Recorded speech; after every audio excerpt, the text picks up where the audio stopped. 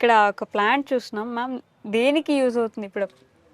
మనం actually morning లేసి వచ్చినప్పుడు మ్మ్. అలా జస్ట్ నోట్లో వేసుకుంటానికి కొన్ని రకాలు గార్డెన్లోవి పనికొస్తాయి. మ్మ్. ఓకే, సో ఇది పెప్పర్మెంట్ టేస్ట్ Okay. చేయండి.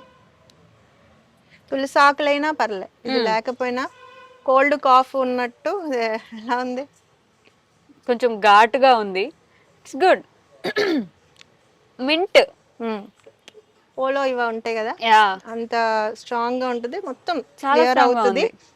సో మన పిల్లలకి ఎప్పుడైనా జలుబులై చేసినప్పుడు కూడా మ్మ్. నవ్విలించవచ్చు, లేకపోతే కొంచెం వేడి నీళ్ళలో వేసి మరిగించి తాగటానికి బాగుంటాయి. It's easy growing.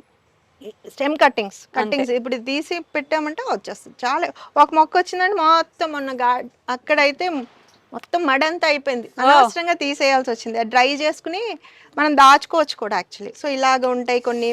తర్వాత లెమన్ గ్రాస్ ఇక్కడ ఉంది, ఇక్కడ లెమన్ గ్రాస్ ఉందండి. అది కదా. ఓకే. అది టీస్ పెట్టుకోవచ్చు.